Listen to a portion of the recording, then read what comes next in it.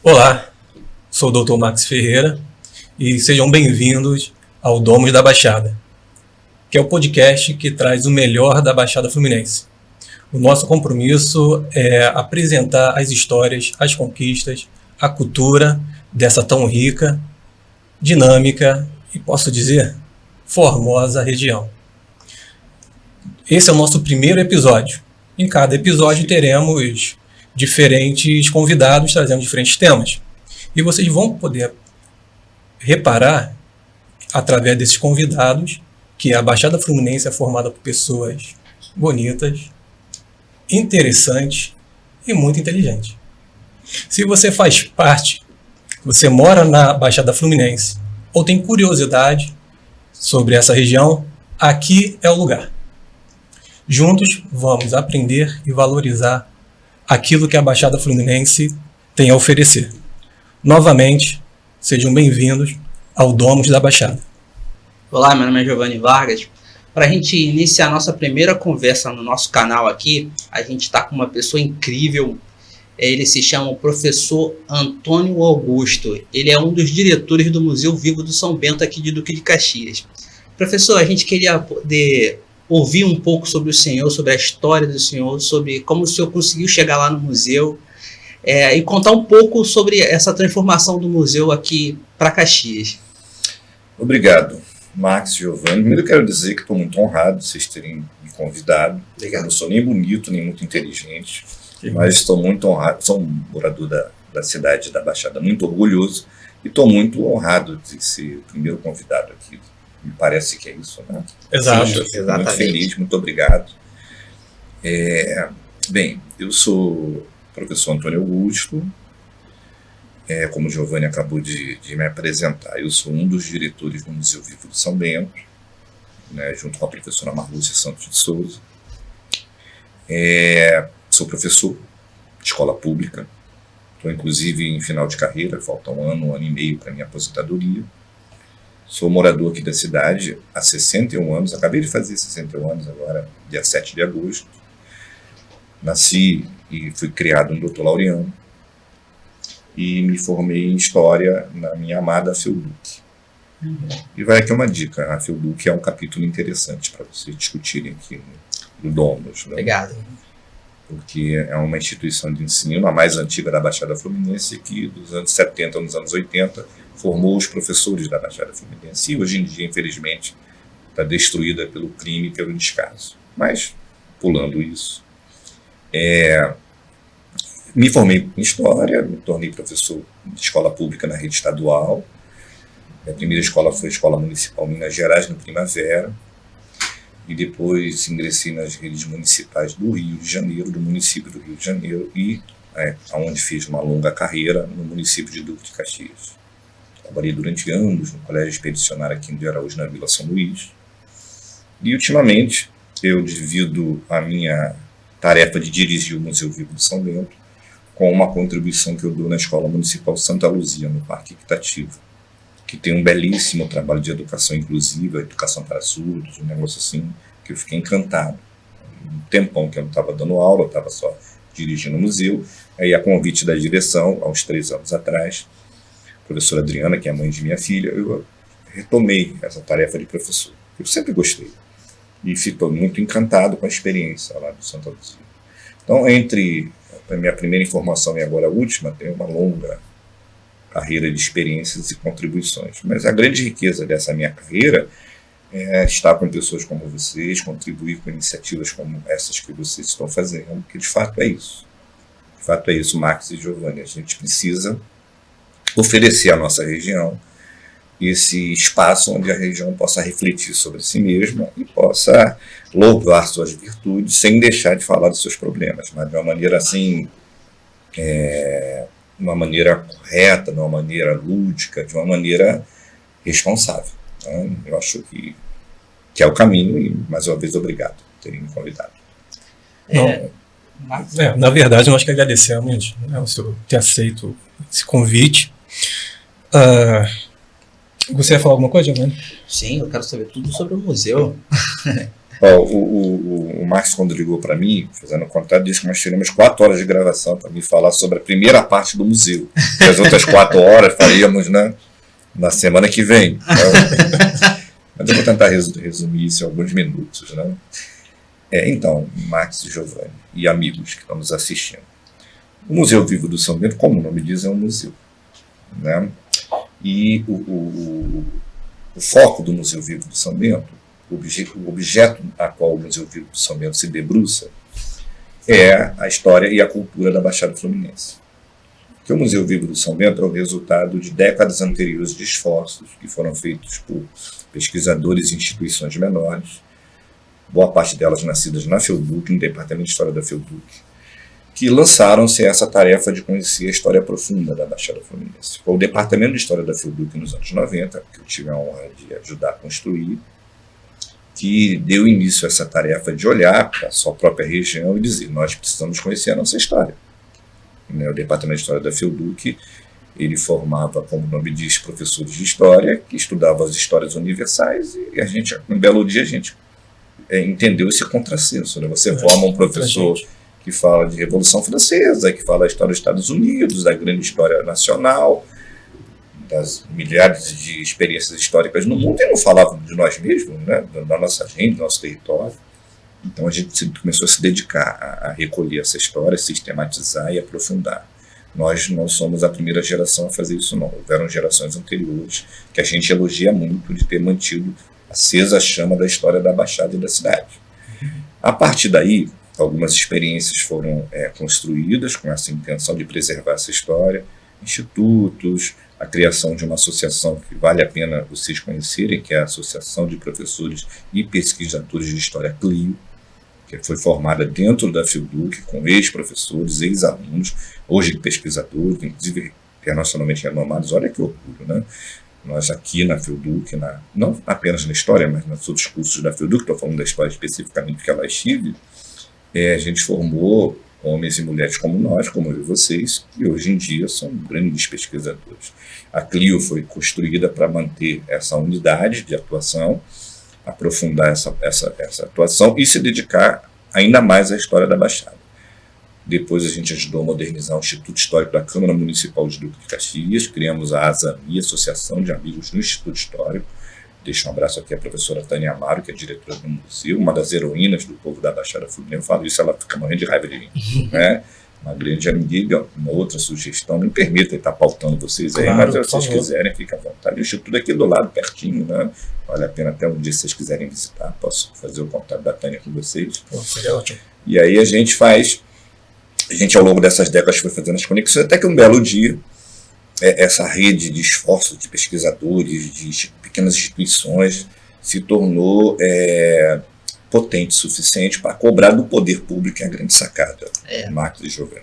Cobrar do poder público a responsabilidade do poder público abrigar a tarefa de pesquisar, de preservar e de divulgar a história e a cultura da região. E aí nasce aquilo que viria logo depois ser o museu, porque o que nasceu primeiro, no âmbito do poder público municipal, dentro da Secretaria Municipal de Educação, lá em 2005, foi o Centro de Pesquisas da Baixada Fluminense, Centro Patrimonial Histórico da Baixada Fluminense. E aí, 3 anos depois, em 2008, por uma circunstância que daqui a pouco eu vou falar, a gente acreditou que seria muito mais interessante transformar esse centro de pesquisa em um museu. E aí ele nasceu em 2008, o Museu Vivo do São Bento. Né? Essa é a história profunda, os interesses, os desejos que criaram o museu. O que ele é, um negócio assim grande, que nas próximas 3 horas e meia a gente vai falar. Esse centro de pesquisa, ele era vinculado à FEUDUC ou ainda ou já era uma instituição separada? Não, na FEUDUC a gente criou um centro agregado à estrutura da faculdade, com o mesmo nome, mas exatamente para ter alguma autonomia de gestão, conseguir algum recurso, isso dentro do Departamento de História. Com a falência da FEUDUC, a sua degradação, nós reunimos tudo, porque aí a gente começou esse esforço de fazer história, memória e investigar as práticas culturais da Baixada na FEUDUC lá comecinho dos anos 90, 92, 93, a iniciativa foi da professora Marlúcia Santos Souza. E quando chega nos anos 2000, 2005, por aí, a Fielduc já começa a dar sinais da sua degradação. É uma tristeza isso. E aí a gente vai buscar alternativas. Fala, a gente tem que... Já tínhamos um acervo muito bom, tínhamos um diálogo com outros centros de pesquisa aqui, riquíssimos. E a gente agora, o que a gente vai fazer? Se a faculdade caminhar para a sua dissolução, que era o que a gente não queria, a gente lutou muito, inclusive em 2008 a gente propôs que ela fosse municipalizada, se tornasse uma faculdade municipal. A faculdade não é municipal? Não, ela era uma fundação privada. Ela nasce como uma fundação privada. Ainda hoje é, né? Ela acabou, ela só existe institucionalmente. Inclusive, todo o espaço físico dela está completamente destruído. Só se preserva lá uma casa tombada pelo patrimônio histórico municipal, chamada Casa do Administrador, que hoje também é um pequeno museu, que é administrado pela Clio. Você vê, a gente vai se virando para tudo quanto é lado para tentar proteger o patrimônio. Então, a Fielduc nasce em 68, como uma fundação privada. A primeira sede dela aqui no centro de Caxias, onde era o antigo Colégio Santa Luzia, vocês não devem conhecer, são muito novos. Aqui na 25 de agosto. De propriedade do professor Álvaro Lopes. Depois, em 1970, ela vai lá para São Bento. E aí começa a carreira dela, nobre tarefa dela de formar professor. Não tinha onde se formar professores aqui. Eu chego lá em 83, e aí em 92 começamos, aí volto a louvar a pioneirismo da professora Marluce, de olhar para a história da Baixada. Quando chega em 2005, 2007, a gente está vendo que o negócio vai afundar, aí a gente procura alternativa. A Azambi já estava construída, a Associação de Amigos do Instituto Histórico, e a gente começa a imaginar algo que é uma obrigação do poder público, de exigir do poder público que ele tomasse para si a tarefa de guardar aquele acervo enorme que a gente já tinha e de outros parceiros, e de criar um centro público. Aí esse centro patrimonial histórico, criado em 2005, é público, é municipal, dentro da estrutura da Secretaria Municipal de Educação. Criou-se também um centro de memória da educação, foram 2 centros de memória da educação, cuja sede é o Instituto Roberto Silveira, e o patrimonial histórico, que, como o nome diz, fala da história, cuja sede seria lá no São Bento, no atual prédio do museu, que era uma escola abandonada, em ruínas. Aí a gente propôs a reconstrução dessa escola e a instalação do centro ali. Isso foi feito, para nossa alegria, foi o primeiro governo do atual secretário de Transportes, Washington Reis, cuja família hoje disputa, né, a eleição daqui a alguns meses. E 3 anos depois, aquilo que eu falei no meu depoimento, a gente começou a conversar com o mundo da museologia, porque nós não somos museólogos, né? Nenhum de nós aqui, nós somos professores de história, metidos a pesquisadores. E aí a gente começou a conversar com o mundo da museologia, em particular com o departamento dentro do IFAM, que hoje é um Instituto Federal Autônomo, que é o IBRAM, uma figura assim, heróica do professor Mário Chagas, especialista em museologia. Aí a gente começa a entender, estimulado por ele, que talvez a construção do museu seria muito mais estratégico, muito mais interessante. Eu confesso que eu não entendi nada, porque nós, eu e vocês, né, Giovanni, Max e Carlos, que está aqui do nosso lado, quando a gente fala de museu, a gente fala de uma coisa muito clara na nossa cabeça. É um lugar, um prédio, né, onde você entra ali, você está encantado ali com as peças, né, com as coisas que te remontam lá para o passado. É bacana, né? Por exemplo, o Museu Nacional da Quinta da Boa Vista, que tragicamente foi destruído pelas chamas. Aquele museu está no imaginário de um monte de famílias, né? A minha mesmo, né? Meu pai, muito pobre, com minha mãe, pegava lá uns pedaços de frango, ia lá para a Quinta da Boa Vista e entrava lá no museu. Eu queria, na verdade, ir para o zoológico, e a gente carregava lá para o museu. Mas, de qualquer maneira, os museus são isso, né? Uma bela casa, um tema muito distante da gente, né? Museu Imperial de Petrópolis, né? Vocês devem ter ido. Quando eu era aluno, professor de história, enche o saco, bota todo mundo dentro do ônibus e leva para o Museu Imperial de Petrópolis. Né? E são chamados museus clássicos, Museu de Belas Artes no Rio. Então, isso, você fica encantado com isso. Então, quando o Mário, que é museólogo, e todo o departamento de museologia da Unirio, onde ele era coordenador, começam a falar isso, e também a professora Regina Abreu, do departamento de memória social, e a gente fica, eu de fato fiquei assim, pô, esse pessoal tá me tirando, como diz paulista, né? O cara vem aqui no meio desse nada, aqui não tem nada, porra.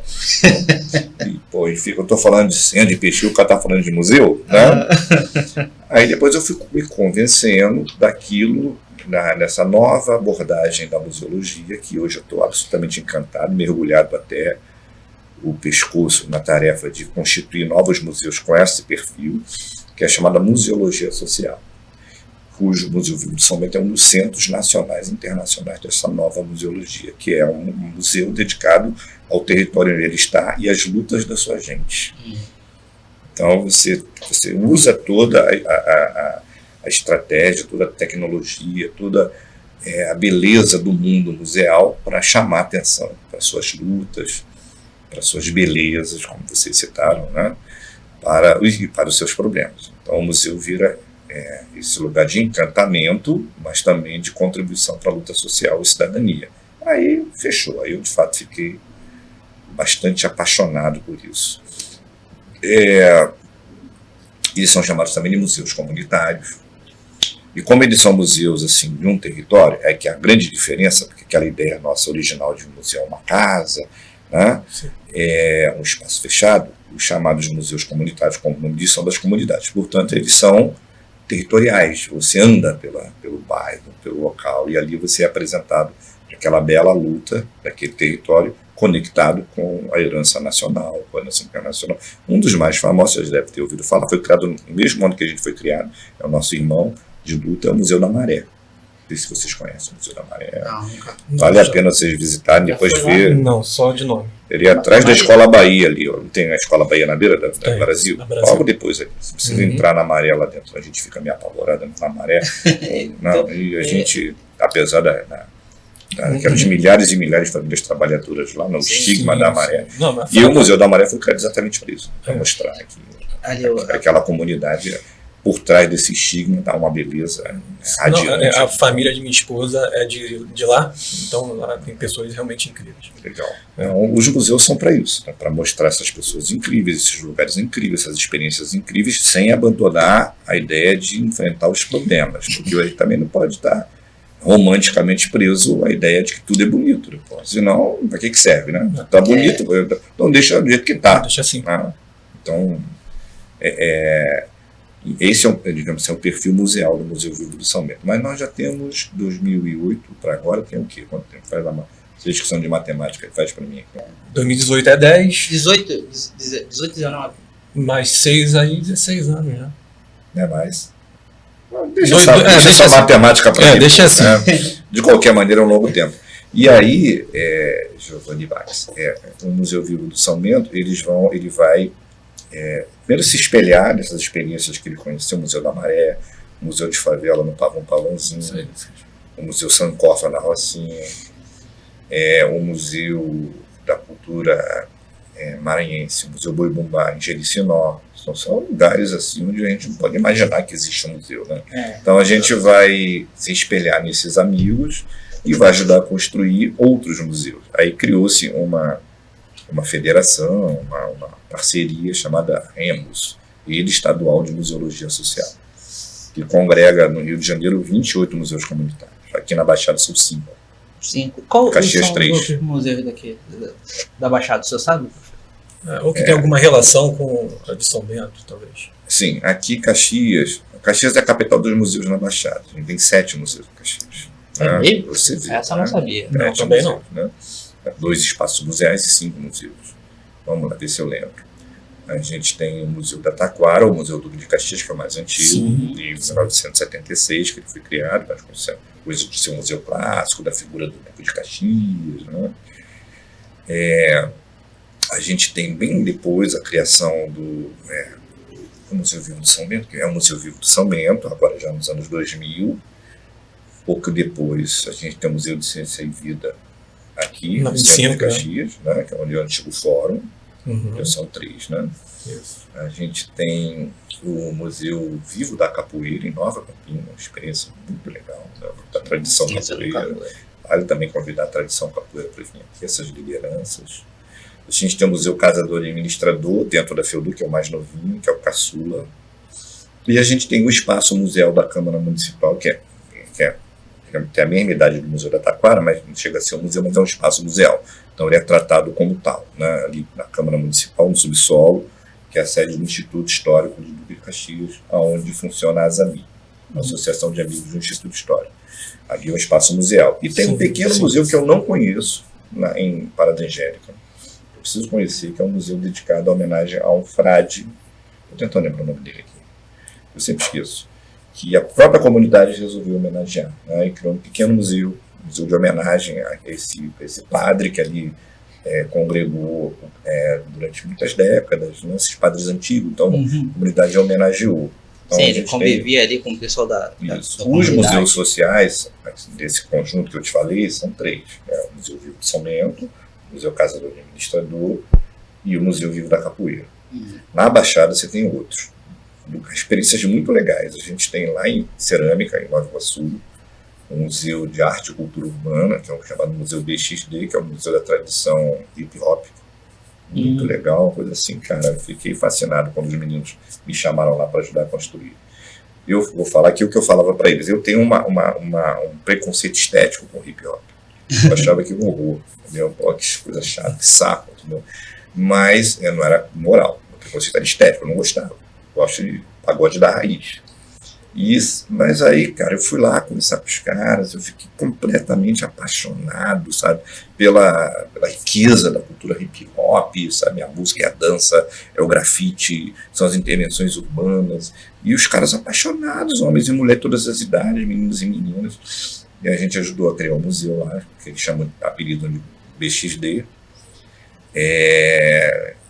que o Eduardo, o Ellison, outros meninos e meninas que lá estão, lá em Cerâmica, lá em Nova Iguaçu, e agora, um pouco mais recente, em Iriri, que é um bairro rural de Magé, o Museu Vivo da Agroecologia. Olha que coisa legal. Olha só, né? Agroecologia. Então é uma comunidade assim, pobre, que enfrenta dificuldades, são pequenos proprietários, Iriri, que vivem do plantio de um cultivo orgânico, mas com umas dificuldades que vocês podem imaginar. E aí, nos visitaram no Museu Vivo de São Bento, fizeram lá um evento conosco, assistiram, ficaram encantados. Professor, a gente consegue criar? Eu falei, rapaz, museu comunitário você cria até na esquina, museu da esquina. Porque você não precisa ter tamanho, você precisa ter só paixão.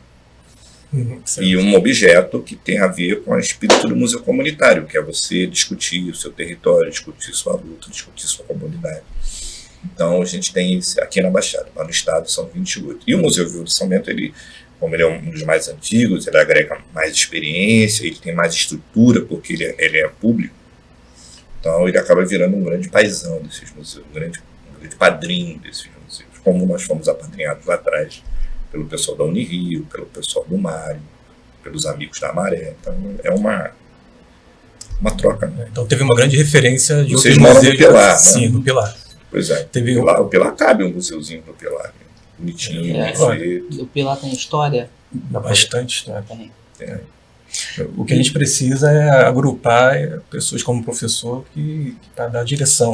Para dar o caminho, né? É um pouquinho da minha tarefa ao longo desses anos que eu fico muito feliz com ela, porque a gente vai conversa e se o caminho for um caminho interessante para se seguir, as comunidades seguem assim, muito apaixonadamente. Pô, né? Professor, inclusive em outros estados, a gente visita outros estados para levar experiência.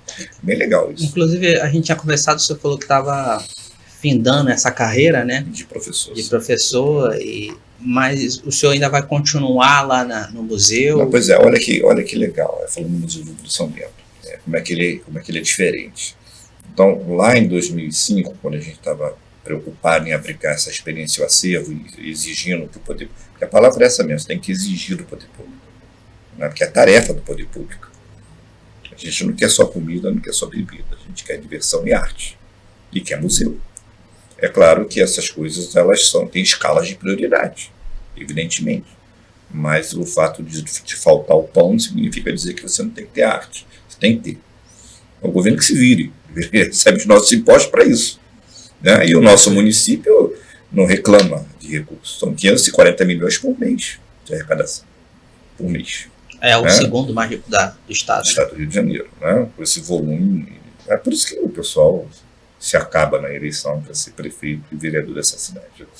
Mas esse esforço que a gente fez lá em 2005 para que o município, e eu quero dizer que lá em 2005, nesse primeiro mandato do prefeito Aston Reis, esse esforço foi bem recebido, né?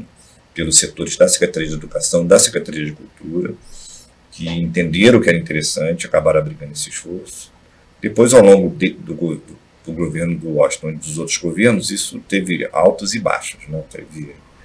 Só que lá em 2005, quando a gente pensou em construir isso, a gente já sabendo que, sendo público, poderia se tornar um problema, porque tem ideias boas no setor público que acabam virando problemas, né?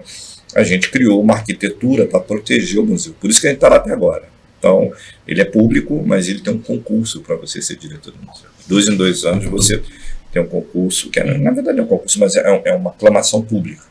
Você apresenta o seu nome, a gente convida todos os associados e as instituições que apoiam o museu, e tem uma assembleia, as pessoas não é fulano, é Beltrano. E a gente lavra e manda para a secretaria, está na lei. O centro e o museu foram constituídos em lei municipal. Então, por exemplo, em época de eleição, eu não posso ser substituído por um puxa-saco como um vereador qualquer. Isso é um grande benefício. Isso salva, né? Muito importante isso. Porque se o puxa-saco quiser ser diretor, ele que vá até a Assembleia no momento adequado e guarda suas qualificações, que tem uma lista de qualificações.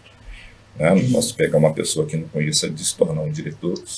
E a outra arquitetura que a gente construiu,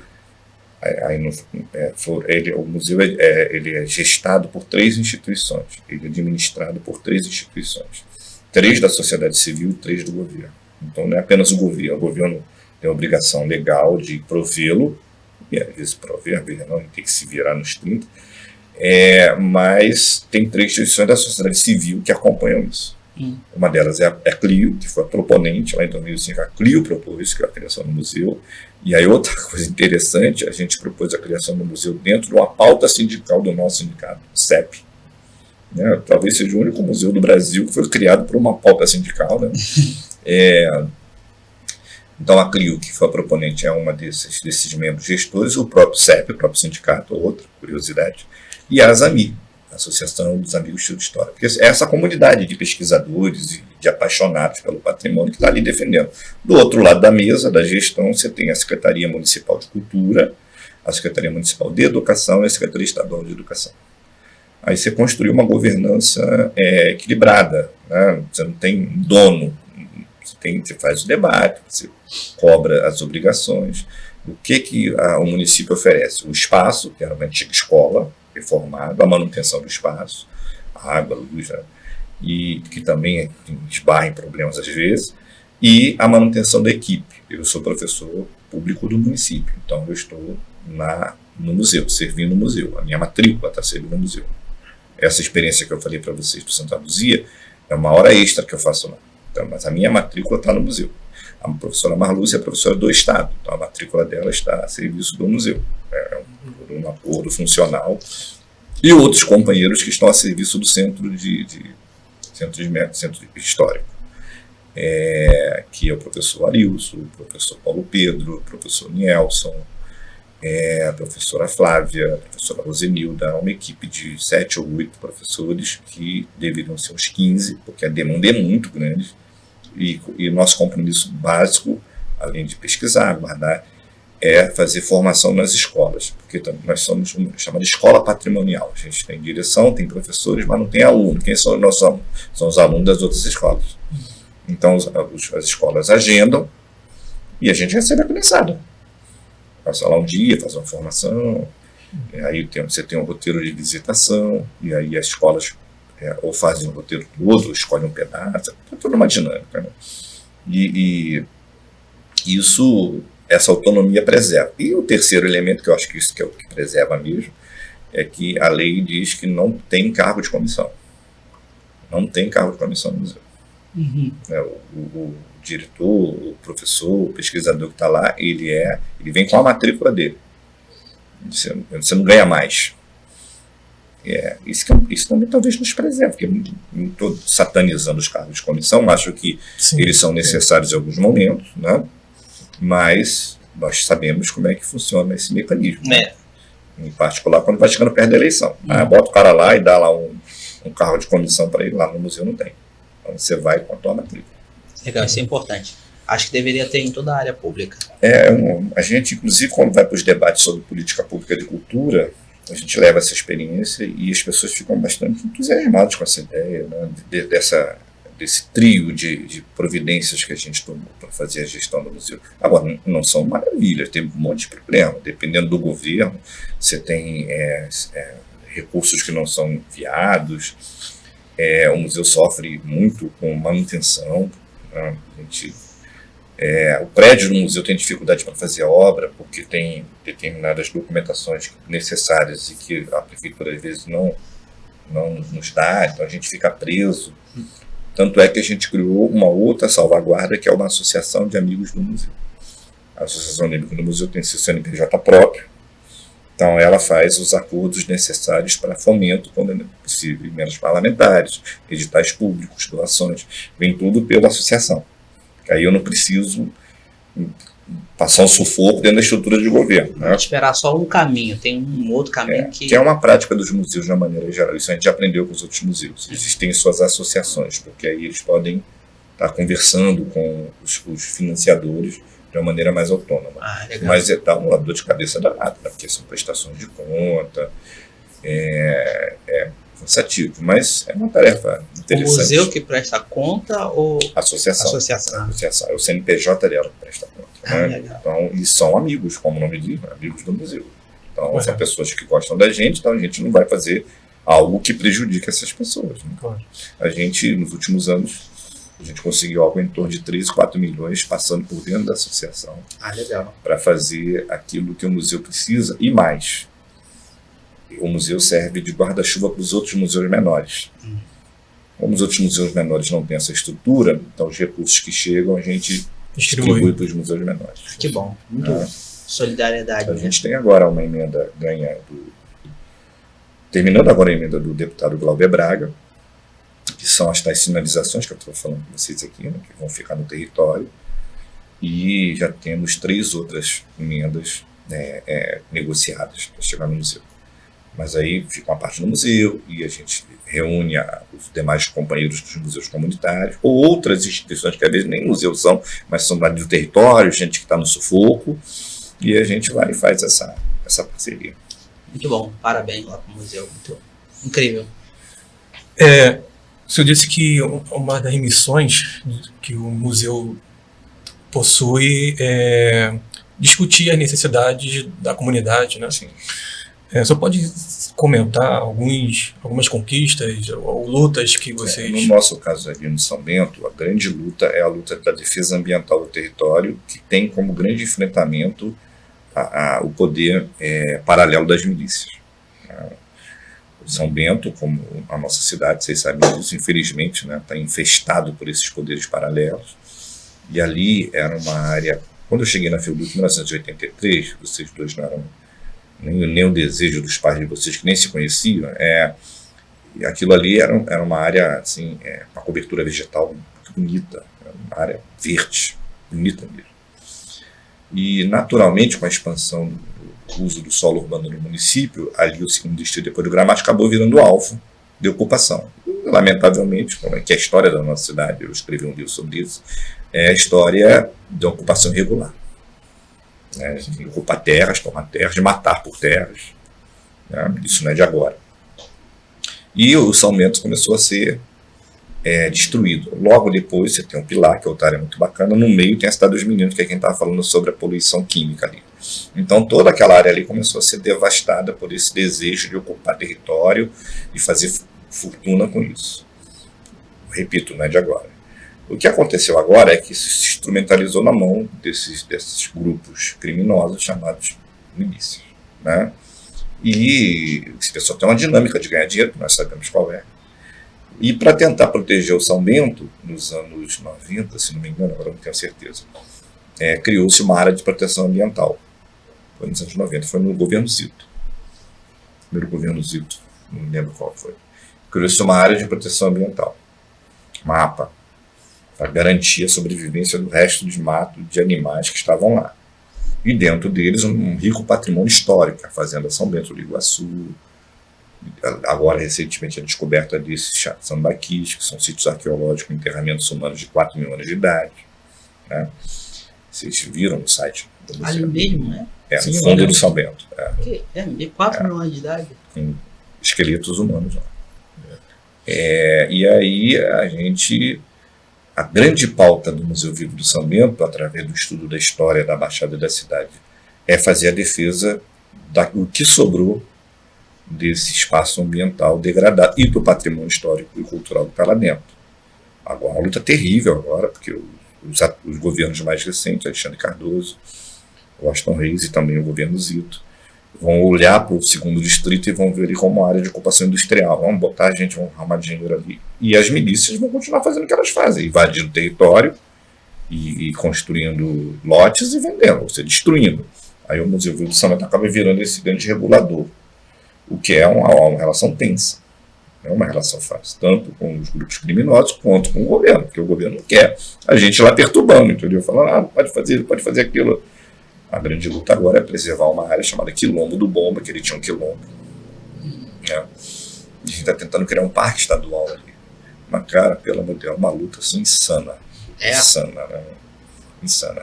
E as outras lutas cotidianas, do dia a dia, né? As enchentes, por exemplo. O Museu Vivo do São Bento teve épocas que abrigou vitimados de enchente no São Bento. Né? A gente faz todo um trabalho de assistência, a gente liga para as redes de subsistência com as chamadas cestas básicas, a gente faz o que a gente pode.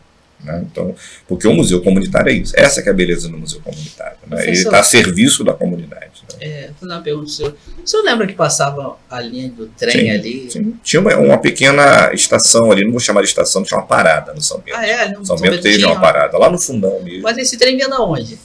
É a estrada de ferro Leopoldina Reis, que ela foi inaugurada no final do século XIX, em 1886, trouxe até aqui o centro de Caxias, né, que à época chamava-se Miriti. Né, já ouvi falar. Aqui é a atual estação, não é a estação de Caxias, é a estação de Miriti, no final do século XIX, porque não tinha o território chamado Caxias. Tudo era Nova Iguaçu. Tudo era Nova Iguaçu. Miriti era um distrito. Foi Caxias que se emancipou de Nova Iguaçu? Foi. E aí, quando chega em 1930, na chegada do getulismo no poder, o tal distrito de Miriti, que é onde nós estamos, tornou-se distrito de Caxias. É uma história até curiosa, né? O nome Miriti estava associado a tragédias ambientais, a mortes, aí os comerciantes aqui em volta da estação, na época, né? Para se livrar, pelo menos do nome, resolveu trocar a placa. Foi um comerciante chamado Jorge Machado, trocou a placa, arrancou a placa de Miriti, pintou uma placa escrito Caxias e botou lá. Depois ele foi ao governo, estava uma mudança terrível, né, na governança nacional, a chegada do getulismo, a velha república sendo destruída, e a gente tem episódios da velha república aqui. A Avenida Nilo Peçanha não tem esse nome à toa. Nilo Peçanha foi o primeiro governador, porque ele era governador, que trouxe água encanada para Caxias. Eita. Entendeu? Então, os nomes das ruas, dos locais, eles todos têm uma ligação. Isso que é legal, porque aí você pega essas coisas e vai apresentando para os alunos, para as pessoas começam a ficar, poxa, onde eu vivo tem uma bela história, sim, né? Sim. É um território profundo, né? E em Caxias, aí, essa mudança, digamos assim, estética de nome, que acaba sendo aprovada na Assembleia. O Estado do Rio de Janeiro, como vocês sabem, era separado do município do Rio, o município era um distrito autônomo, né? E a Assembleia Legislativa era em Niterói, Palácio do Engar. Então, ali que vai ser reconduzido o nome. Quando chega em 1943, 13 anos depois dessa troca da placa, por uma série de circunstâncias que não dá para fazer agora, tem que fazer um curso para poder explicar isso, esse pedaço aqui vira um município autônomo, ele se separa. E legal, porque alguns meses antes as pessoas que tinham proposto vão tudo para a cadeia. Depois, meses depois, elas são soltas e o treco e o território, o distrito vira município. Aí com o nome de Duque de Caxias. E por quê? Por causa daquela história marcial de que o homem nasceu aqui, lá no bairro da Taquara, no 3º distrito, onde hoje é o Museu da Taquara, o Museu do Duque de Caxias. O Duque nasceu aqui? Nasceu aqui. Só viveu 5 aninhos, nunca mais voltou aqui.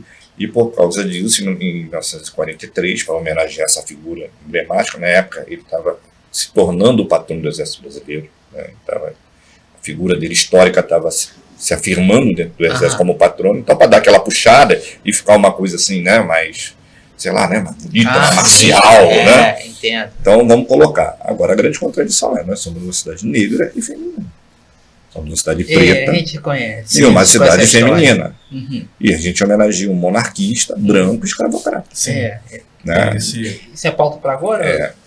E aí, Duque de Caxias, ganha o nome de Duque de Caxias em 43. E tem todos os episódios da formação. Essa é uma parte da minha dissertação de mestrado. Dessa formação urbana da cidade. Como é que é uma coisa que eu sou muito apaixonado, que é a chegada das nossas famílias. Né? Os avós de vocês, meus pais, eles chegam aqui nos anos 40, 50 e vão criando a cidade. A cidade é formada pela valentia dessas pessoas. Sim. Você tinha que ser valente para viver aqui. Né?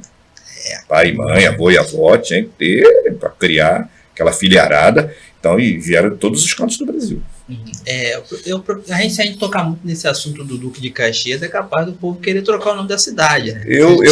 Isso não é prioridade, não, mas é uma coisa que eu gostaria muito de ver algum dia, porque eu sou professor de história, você sabe, eu dou um curso de história, formei dezenas de professores, é até engraçado, passo na rua, pessoal. E na Unigran Rio também, passei alguns anos dando aula no curso de história lá. E sendo professor de história, sou professor de teoria da história, de método, sou professor de história da América e história da Baixada.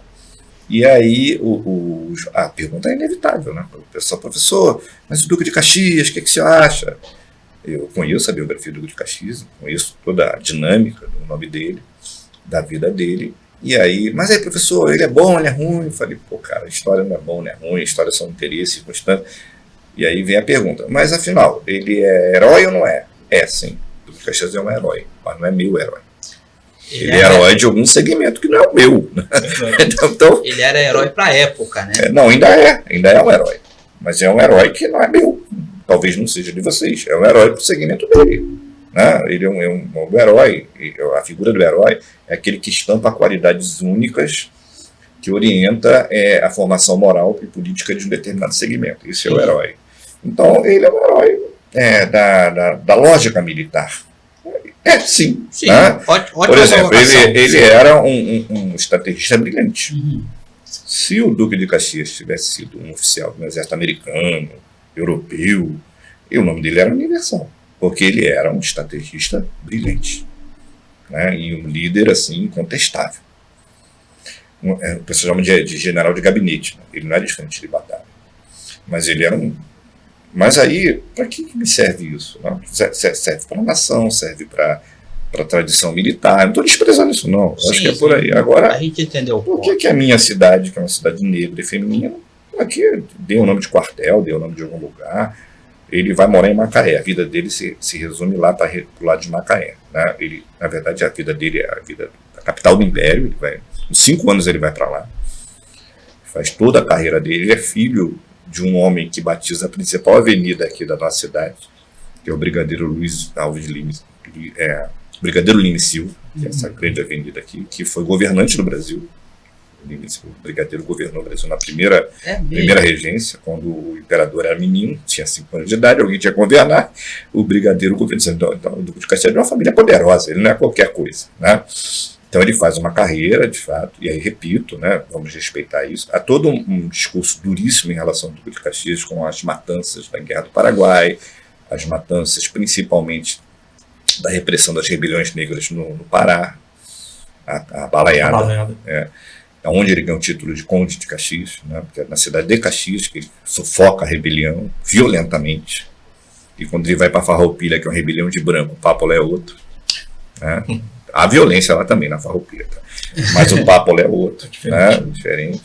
Então, tem todos, essa crítica duríssima que a gente faz a essa escolha dele, mas ele era branco e proprietário, ele vai escolher o quê? Não vai ficar do lado do negão, ele vai ficar do lado da monarquia, da elite. Né? Da elite, né? Favorece a ele. Né? Entendeu? Eu não vou culpá-lo moralmente, vou culpar ele politicamente. Então não me interessa que a minha cidade tenha esse nome, eu fico até chateado com isso, eu gostaria muito que não tivesse. Só que eu não posso. Daí satanizar o cara, dizer que o cara é um demônio encarnado, porque a história não serve para isso. Se a história se resumir a esse negócio, um é demônio e outro é anjo, a história não serve para nada. A história serve a um estudo para o futuro. Então você reflete, você pensa nas diversas possibilidades e se posiciona moralmente. Não é a história que te dá a posição moral, a história te oferece o cenário, você escolhe. Né? Você diz, eu caminho por aqui. E eu, por exemplo, caminho com o sofrimento da minha gente. Sempre caminhei. Eu lembro do meu pai, lembro da minha mãe, lembro da construção dessa cidade, da dureza, das famílias de vocês. Para terem vocês aqui, passaram todo o sufoco do mundo. Então eu não posso me render a essa história marcial. Sim. Sabe? Professor, outra pergunta aqui. O senhor falou sobre Meriti, né? O São João de Meriti tem a ver com esse nome? De fato. É interessante isso. A gente... Vamos lá. Esse é curso, a História da Baixada, que ele está querendo que eu faça para ele aqui. A gente, até 1930, como eu disse, nós éramos todos um grande município chamado Nova Iguaçu. E no século XIX, esse grande município chamado Nova Iguaçu era também um município, mas tinha outro nome, porque no Império as divisões administrativas tinham outro nome. Era Vila de Iguaçu.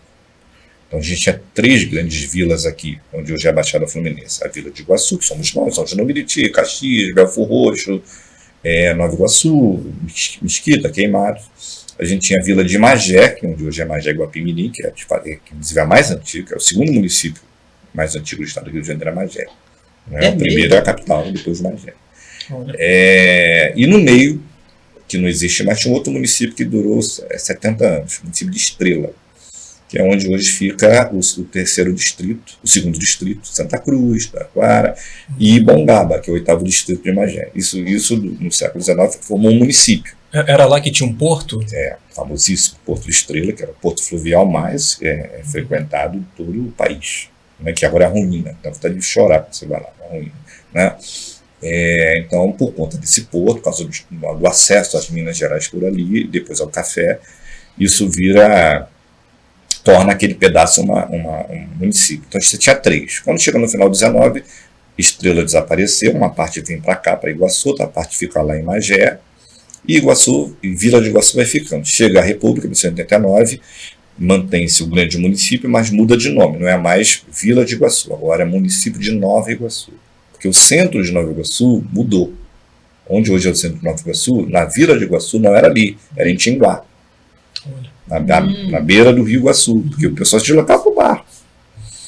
No 19, várias linhas férreas começaram a cortar o município. Uma delas é a atual Central do Brasil, na época Pedro II, passa onde hoje é o centro de Nova Iguaçu, né? E ali as pessoas vão se deslocando para ali, porque se deslocar de trem é muito mais fácil do que você se deslocar de barco. Chega o final do 19, começo do 20, as migrações começam a vir, nossas famílias começam a vir de todos os cantos do país, primeiro dos territórios mais próximos, no interior do estado do Rio, muitas famílias aqui são do interior do estado do Rio, depois de territórios um pouco mais distantes, Espírito Santo, a zona da Mata Mineira, e finalmente nos anos 50 e 60 a grande migração nordestina que chega aqui na Baixada. Então, muita gente, muitas casas, muitas ruas, muita luta, e cada vez mais em volta das estações, porque era a maneira que as pessoas tinham para trabalhar no Rio, não tinha emprego aqui.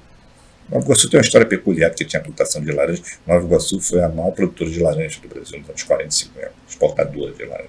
Era chamada, inclusive, de cidade de perfume, por conta disso, os laranjais.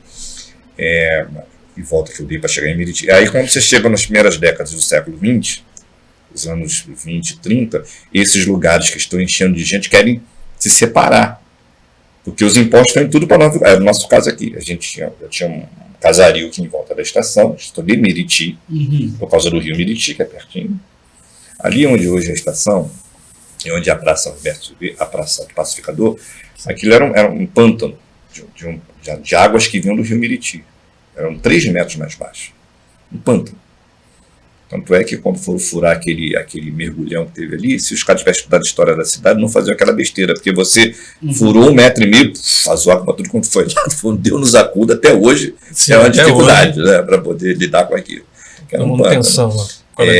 E aí, em 1930, rola essa troca da placa, e aí, onde hoje é São João do Meriti, pertence à tal Meriti antiga. Em 1943, quando a gente se emancipa, São João do Meriti é um distrito de Caxias.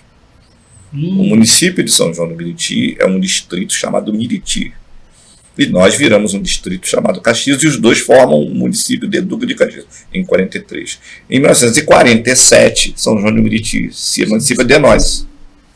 Né? Nós, Meriti era um pedaço de Caxias, em 47 eles, por causa de Pavuna, por causa da outra linha férrea que cruzaria aquela região, o mesmo processo que aconteceu, que eles propõem a emancipação e se emancipam. As outras emancipações todas, dos municípios que a gente conhece hoje, são agora nos anos 80. Belfort Roxo, Queimados, aí agora são as chamadas novas emancipações. Lá atrás, nos anos 40, a gente teve a emancipação de Caxias, Nilópolis e São João do Meriti.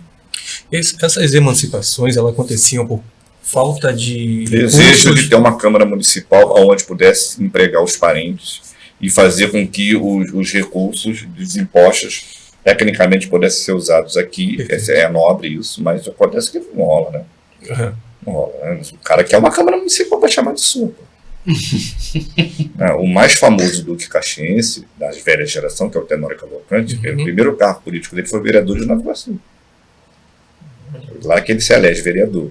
E ele é contra a emancipação. Os netos dele ficam chateados quando eu falo isso. Gosto muito. Agora o atual, o outro faleceu, que é o Maurício. Mas eles são contra, porque ele está mandando e desmandando Nova Iguaçu. Ele é o chefão daqui, mandando e desmandando, ele carregado em pó, deita e rola. Mas o que ele vai querer emancipar? Mas aí os comerciantes aqui, acharcados, falam, pô, peraí.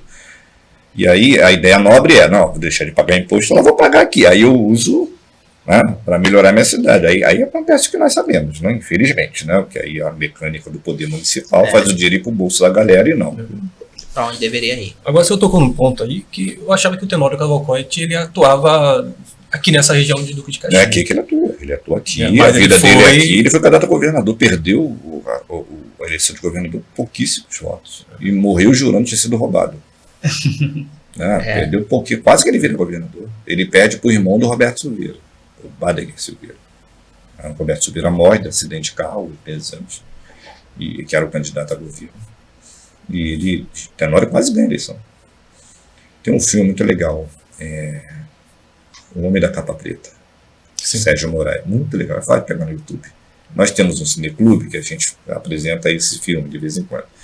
E do Duque de Caxias, da luta dele lá em Caxias, tem um outro filme, um longa-metragem que eu recomendo que vocês assistam, uma longa-metragem de animação, que disputou o Oscar nos anos 2000, nos anos 2000, chamado Uma História de Amor e Fúria. É muito legal. E tem um episódio lá que fala do Caxias. Mostra a repressão que ele faz lá na Baleia. Qual é o seu nome? Amor e Ódio. Esse é o de Duque de Caxias. Uma História de Amor e Fúria. São 4 episódios de animação. Um deles fala da repressão da Baleada e mostra a figura do coronel. Essa animação que você falou eu já vi. Já. Muito legal. É muito boa, é muito boa. E o outro é O Homem da Capa Preta, que é a história do Tenório. Mas é uma história romântica, porque é uma história baseada na biografia da Cília. Então, o Sérgio, que é o diretor, ele faz. Mas é lindo, o filme é maravilhoso. O filme é maravilhoso. Fica assim, bobo. Ele gravou aqui em Caxias. Agora, o grande filme de Caxias, já que a gente está falando de cultura, o grande filme chama-se Amuleto de Ogum. Amuleto de Ogum? Amuleto de Ogum. Que é o Nelson Pereira Santos, que é um dos maiores cineastas brasileiros, que ele roda isso aqui nos anos 70. Você vê a cidade dali, ele te mostra a cidade toda. É uma história da vida do Tenório sem poder falar do Tenório, porque ele não tinha autorização. Ele cria um personagem onde ele vai reproduzir os episódios de violão.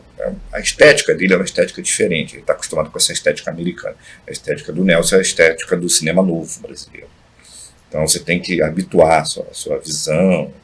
Mas é apaixonante. E o genial disso tudo é que o pessoal do Cineclube Mate Congu, que funciona ali na Lira de Ouro, então, assim, meninos e meninas maravilhosos de produção cinematográfica, estão rodando um filme sobre o filme. Eles ganharam agora um edital do Estado. Estão fazendo um filme sobre o Nelson, sobre o filme, como é que o filme foi produzido. Vai vir para as telonas agora, no final do ano. Bacana, né? Como é que a cidade tem coisa pra caramba pra gente fazer, né? Eu vou marcar um cineclube lá no Pilar pra gente... Sim, vai ser ótimo. Falar lá com o pessoal. O Carlos já está se coçando ali, vocês estão... Que isso é uma coisa que falta, sabe? O que eu estava falando com o Carlos antes, que era um dos objetivos que a gente iniciou o Domus da Baixada, é apresentar a Baixada Fluminense. De onde vocês tiraram esse nome? Domus? Domus... Eu sei o que é Domus. Estou perguntando o que vocês tiraram esse nome, por que vocês acharam que esse nome era um nome interessante. Então, a explicação eu preciso explicar para o povo que está assistindo a gente. É verdade. Domus significa lar ou casa em latim. E por que em latim? Porque é de onde deriva a palavra fluminense. E então, isso. Então, Domus da Baixada. Museum, que museu significa Casa das Musas. Casa das Musas, Casa das Inspirações. Casa das Musas. O Tamadu, só para fechar aqui, Domus da Baixada significa lar ou casa da Baixada. Gostei muito. Parabéns aí pela. Quem foi o pai da ideia? Foi o Carlos? Foi eu. Muito bem, parabéns. Parabéns. A gente está falando um pouco sobre o museu, que o senhor acabou citando aí. Nós temos algumas. Essa história quer que eu dê aula da Baixada Fluminense. Pois é, vamos voltar ao museu. Pergunta, Eu vou pedir para o Carlos colocar algumas fotos aqui, está tudo organizado. Tá para cá, tá lá. Essas são as exposições, Carlos. Pode botar no outro que fala sobre as estruturas. Esse é o site, não? Você recolheu do site. Isso, peguei do site. Isso. Pronto. Essa é a casa do administrador. Só pode passar, Carlos, pode passar devagar um pouco. E o que tem nessa casa do administrador? A casa do administrador está no campus da Fielduc, é a atual sede da PPH Clio, e ela foi a casa daí o nome Casa do Administrador, da onde se administrava um projeto de reassentamento agrícola conduzido nos anos 40 pelo governo de Getúlio Vargas, chamado Núcleo Colonial São Bento. Então, todo aquele grandes prédios que você vê para dentro de São Bento, com exceção da fazenda, que é muito mais antiga, grandes prédios que lá estão, eles foram construídos, e também na Cidade dos Meninos, a mesma coisa, bem anterior. Eles foram construídos com a ideia, aqui no São Bento, de convocar famílias para virem para cá para plantar, uma das glebas agrícolas, para alimentar a cidade do Rio de Janeiro, estava numa crise agrícola, e na Cidade dos Meninos, daí o nome Cidade dos Meninos era para abrigar moradores, jovens meninos e meninas em situação de rua. Tiravam do rio, aquilo que eu falei no começo, né? Pega o que eles consideram ruim e traz as pessoas para cá. O projeto Cidade dos Meninos é a Cidade das Meninas. Aí, como não funcionou, transformou a Cidade dos Meninos. Ia lá fazer a formação de educação agrícola. As crianças eram ensinadas a lidar. No São Bento não, eram famílias mesmo. Foram construídas 70 casas lá dentro de São Bento. Construiu-se essa casa, construiu a sede do museu, 70 casas, 3 grandes galpões para poder abrigar esse projeto agrícola. E essa casa que hoje é tombada? Todo o trajeto do museu ele é tombado pela lei que constitui o museu. Então, é tombado pelo patrimônio municipal. A Fazenda São Bento do Iguaçu era tombada pelo IFAM, é um tombamento nacional. A Fazenda, que é muito mais antiga, no século XX. Essa aí, né? Antes de ser a casa do administrador, a casa do administrador era a casa do administrador da Fazenda? A família, não, era a casa do administrador do projeto agrícola. O projeto agrícola ele começa nos anos 40 do século XX. A Fazenda, que é essa que a gente está vendo, ela é do século XVI. Entendeu? A casa ela é construída sobre ruínas de antigos espaços da fazenda. Mas a casa é uma construção dos anos 40. O estilo arquitetônico dela, inclusive, denuncia. Sim. Que é um estilo americano, aquela coisa bem... Né, que é muito parecido com o que se construiu lá na Cidade dos Meninos. Você tem alguns imóveis lá com traços parecidos. A própria entrada da Cidade dos Meninos. A própria entrada, é verdade. Ali, além de ser a fazenda, é a capela. Né? A capela é mais antiga do que a fazenda. Que é o que a gente está vendo agora nessa imagem. A fachada da fazenda, que era onde a gente vai viver lá, e os moradores de lá identificavam como mosteiro de São Bento. Não é um mosteiro. Mosteiro de São Bento no Rio é mais novo do que a fazenda é mais antiga. Tijolos e telhas constituídas aí construíram o mosteiro do Rio, o mosteiro da Ordem de São Bento. A gente tem uma exposição linda lá dentro, contando essa história, dentro do espaço da Igreja Católica, que é agora administrado pela Igreja. Né? Não é mais do museu? Não, a fazenda não. A fazenda Como é que funciona o museu? O museu tem seus espaços próprios, onde ele mesmo gere, e tem espaços compartilhados de parceiros culturais que a gente dialoga. Entendeu? O complexo da fazenda e da capela esse é administrado pela Igreja. Porque a fazenda, em 1910, ela foi desapropriada da Ordem do São Bento, que era uma ordem católica. Então, todas as terras em volta, onde hoje é o segundo e terceiro distrito, onde hoje é quase o centro de Belford Roxo, um pedaço do Pilar, tudo isso pertencia à Igreja Católica. Em 1910 ela foi desapropriada, a Ordem de São Bento, na verdade. E uma parte, assim, bem grande, ficou ainda com a Igreja Católica. Aí foi sendo reduzido. A atual gestão da Diocese de Caxias São João do Meriti, que administra esse prédio e um terreno bonito que tem em volta dele. No fundo tem um complexo de formação católica, constituído por Dom Mauro Morelli, um dos heróis do povo brasileiro, que é a Casa de Formação São Francisco, que é um complexo moderno lá no fundo, né, que tem, né, faz formação, recebe grupos, formação católica. E esse é um outro galpão construído na época do governo getulista. É bacana, porque quando a gente passeia pelo local, que é a lógica dos museus comunitários, museus de territórios, museus, aí cada lugar é como se fosse um livro da história. Aí você para e fala, ó, isso aqui é nos anos tais. Isso aqui não, essa dúvida que você colocou é muito comum. Ah, mas isso aqui era da Fazenda? Não. A Fazenda é muito mais antiga. Isso aqui é outro episódio, um outro momento da história. E é até difícil você contar isso, porque cada esquina que você vai, você está numa história diferente. Aqui você está no século XX, ali você está no século XIX, aqui você está no século XIX. Então, no jogo de cintura. E a ideia, na verdade, não é que o visitante aprenda tudo, é que ele se encante, que é a função do museu. Pô, que legal, cara, não sabe que é a mínima ideia. Que é a musa, né? Que é a casa das inspirações, né? Então, que o museu serve para isso, né? É uma educação por inspiração, o museu. Ele abre as janelas do desejo de aprender. Né? Então, esse roteiro é o nosso acervo. Né? É outra característica também. Os acervos dos museus comunitários são as pessoas e os lugares. Por isso que é museu vivo. Museu Vivo de São Bento, Museu Vivo da Agroecologia, são museus cujo acervo, as peças, né, chama assim, são a vida das pessoas e os lugares onde as pessoas vivem. E aí ele está passando pelo outro. Aí é um telégrafo, né, conta a lenda, e não deve ser só lenda, porque quem me revelou foi um dos maiores historiadores que essa cidade já viu, o professor Rogério Torres, que já faleceu. Ele diz que a notícia do fim da Segunda Guerra Mundial chegou ao Brasil por esse telégrafo. É mesmo? Então, no Duque de Caxias, a nossa cidade, ela é uma cidade, uma das mais importantes do Brasil. Quando o Caxias se emancipou em 43, era a quarta economia do estado do Rio de Janeiro, em 43. Você imagina quando a Diego já passou por aqui. Imagina. Essa é a sede, que era a antiga... Quando o projeto do museu, o projeto do Núcleo Colonial São Bento, no governo getulista, foi criado, a ideia é trazer famílias. Então você construiu 70 casas, botar 70 famílias. A família veio com criança. Então não tinha escola. Aí criaram uma escola. Era a escola do projeto. Quando o projeto acabou nos anos 60, ela virou uma escola municipal. Nízia Vilela, que era a esposa do administrador. Quando o museu foi criado, ele já foi criado com todas essas...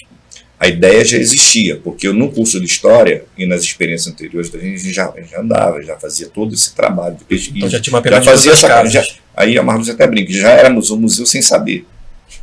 Né? Foi o professor Mário que nos visitando falou, isso aqui é um museu, eu lembro até hoje, sacaneou muito ele. Eu lembro até hoje, falo, pô cara, você me deu um dentro do carro, falei, pô, esse cara deve ter fumado alguma coisa, onde é que ele tá vendo um museu aqui? Né? Mas o cara o cara era genial, né, meu irmão? Eu que estava de bobeira. Aí. Porque a gente já fazia isso. Ele só falou, cara, você já tem, vamos fazer isso funcionar. Entendeu? Essa é uma das casas, uma das 70 casas. Essa é, inclusive, uma casa vizinha nossa, que está com risco de desabamento. A gente quer criar um Museu Casa, porque a gente tem doações de antigas famílias que moravam lá, que a gente reproduz o interior de uma casa. Porque aí a pessoa visita. Como se estivesse lá nos anos 40, né? Uma cozinha, com não sei o quê, pô, bacana. Gente. E essa casa foi construída no governo de Getúlio? Sim, é uma das 70. Tem uma perna com 35, outra perna com 35. Só que a maior parte delas já foi modificada, poucas mantiveram a sua origem arquitetônica. Essa é uma delas, e por acaso está do lado do nosso terreno. Só que porém lá tem uma família que diz que é dono, todo mundo lá diz que é dono de tudo. E nessa cidade é mó barato, né? Todo mundo diz que é dono de tudo. E a gente não quer confrontar as famílias, não estamos lá para isso, né? Então, a gente tentar negociar aquela coisa toda. Né? E aí 70 esse é o clube. Aí, se você tem umas casas, escola, tem que ter um clube para as pessoas se divertirem. é o Clube São Bento, foi construído também para servir de cinema, de festa social. Era uma cidadezinha aqui isolada, você não tinha, nos anos 40, como é que você ia para o Rio fazer o quê? Esse clube que hoje é da família do Roberto Dinamite? O Roberto Dinamite começou o seu esporte. Mas antes era outra coisa. Tanto é que a rua agora ganhou o nome dele, né? Depois do falecimento dele, a rua que era Benjamin da Costa Júnior, que era um dos antigos colonos, virou Rua Roberto Dinamite. Então, olhando aquela estrutura, parecia uma casa de fazenda. Era da mesma época da fazenda? Não, todas essas construções são dos anos 40, são do projeto novas. Getulista. Tá, elas vão sendo construídas todas no mesmo período, ao longo dos anos 30 até 37, por aí. Aí depois o projeto se estende até 40 e pouco, quase 50, depois ele fica morno e é extinto nos anos 60. Entendi. Ele é extinto nos anos 60. Mas todas essas construções são dos anos do século XX. A construção colonial é a fazenda e a capela.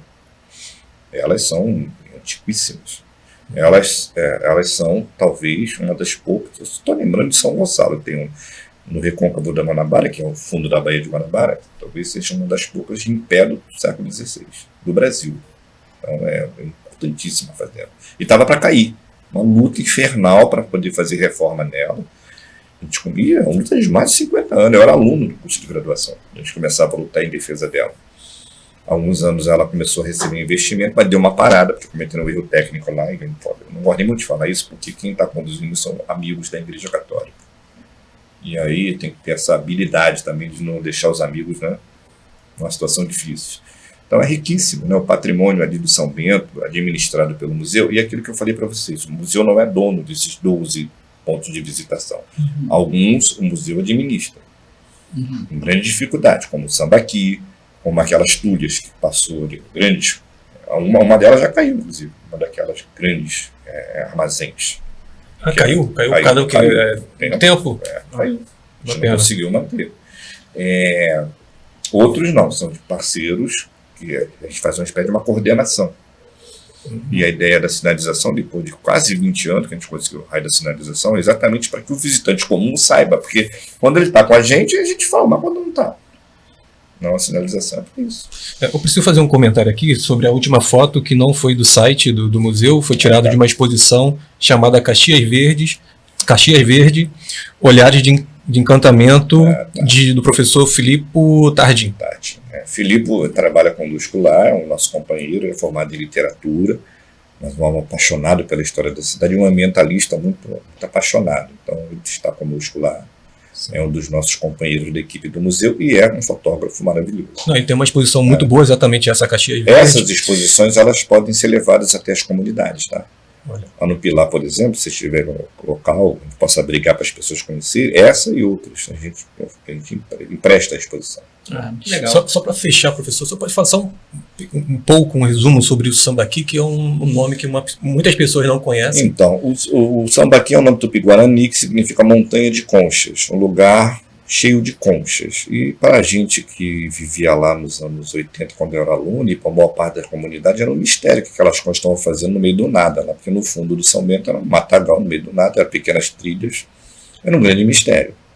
E depois, atingindo a nossa formação, dialogando com a arqueologia, a gente acabou descobrindo que era um sítio arqueológico típico do litoral brasileiro. Muito comum, por exemplo, na região dos lagos. Que não é uma formação natural, não é uma formação cultural, ela foi produzida por comunidades humanas que se alimentavam desses moluscos. Viviam à beira do mar, se alimentavam desses moluscos. E iam jogando aquilo no mesmo lugar, como se fosse um lixão. E nesses lugares, geração após geração, aquela montanha crescendo, e ali eles enterravam seus mortos, deixavam seus utensílios. Então, de Santa Catarina até o norte da Bahia, você tem uma quantidade enorme desses sítios arqueológicos. E a gente tinha um ali, só que a gente não fazia a mínima ideia. Está registrado, inclusive, desde os anos 50, no IFAM. Mas era esquecido, né?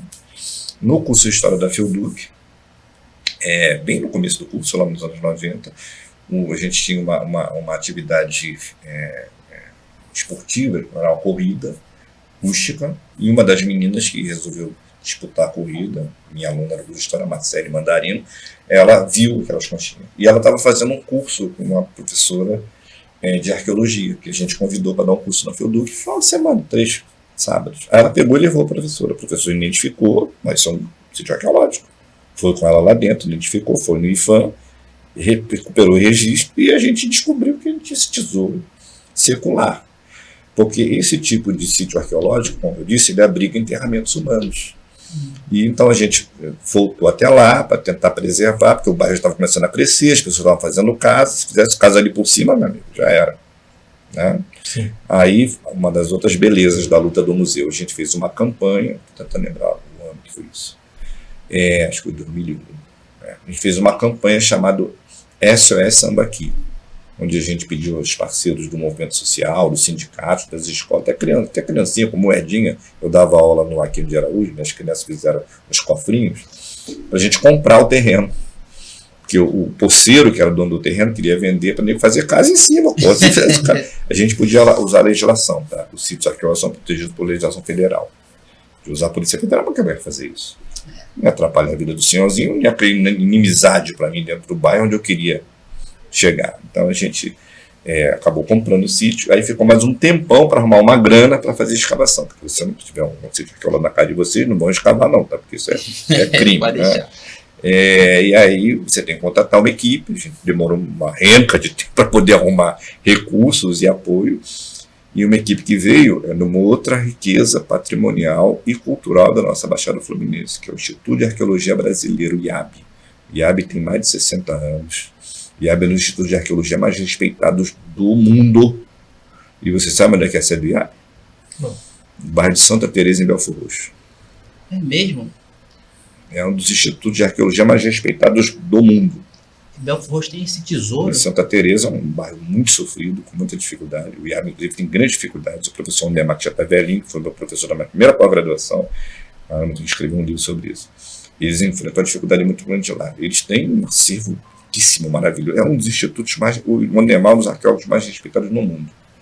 E a sede é no centro de Belfor Roxo. Né? A gente contratou o IAB, com o apoio do IFAM, o IFAM também ajudou, né? E aí a gente fez a escavação. Aí quando foi fazendo a escavação, foi descobrindo os utensílios, descobrindo os enterramentos. São 2 enterramentos que a gente expôs, tem mais, mas a gente expôs 2, que é de um jovem e de um adulto. Eles estão enterrados, mas estão com degradação, porque tudo é muito caro. Entendeu? Você manter o negócio é caro. Aí que vem a coisa da política pública, de você exigir que o município, que o Estado, seja lá qual for, faça investimento para preservar, porque é uma riqueza isso, riqueza patrimonial. E a gente chama de escola, sítio-escola, porque as crianças vão lá, a gente recebe as crianças, fala, explica o que eu estou fazendo aqui com um pouco mais de detalhe, tem uma sinalização, e mostra o enterramento para as crianças. Tá, professor, muito obrigado por você ter... Obrigado a vocês, querido. Eu acho que eu falei rápido demais, culpa de vocês dois. Não, o Carlos está querendo expulsar a gente da cadeira aqui. Coitado, o Carlos está agoniado. Mas foi bacana, eu volto a dizer que estou muito feliz de ter sido esse primeiro convidado. No que eu puder ajudar, quando vocês quiserem visitar, as outras instituições que eu citei, outras que eu não citei, se vocês quiserem conhecer, fiquem à vontade, tá? Obrigado a vocês, queridos. Mais uma vez, muito obrigado. Agradecendo bastante o senhor ter contado aí com bastante informação sobre tudo que você conhece. Me bombardearam de perguntas aqui. A gente fugiu um pouquinho do tema, mas conseguimos voltar e fechar o... Professor, eu quero agradecer muito pela gentileza. Eu sou muito interessado pela cultura aqui da Baixada, principalmente no Brasil inteiro, né? E às vezes a gente não tem a oportunidade de encontrar uma pessoa com a vasta conhecimento que o senhor tem. Há outros, tá? Pessoas que estão até mais preparadas do que eu. Depois eu apresento para vocês. Mas às vezes a gente não conhece, né? E para mim foi um privilégio poder ouvir o senhor. Eu estou saindo daqui rico. Né? Queridos, obrigado. É o que eu faço da minha vida, ajudar as pessoas a conhecer. Muito obrigado. Gostaria de fazer uma consideração final, professor? Eu quero mais uma vez agradecer a vocês, agradecer ao Carlos e dizer que a iniciativa de vocês é muito bem-vinda, insistam nela, não tenham medo de ampliar até onde vocês puderem ampliar dentro das possibilidades de vocês e dizer que estou à disposição para ajudá-los, pelo menos apresentando a vocês personagens muito ricos da cultura da cidade em todos os seus aspectos. Como eu disse, muitos deles até muito mais interessantes para discutir do que eu. Eu sou muito professor, meu papo de professor, mas muito obrigado, foi uma noite muito boa.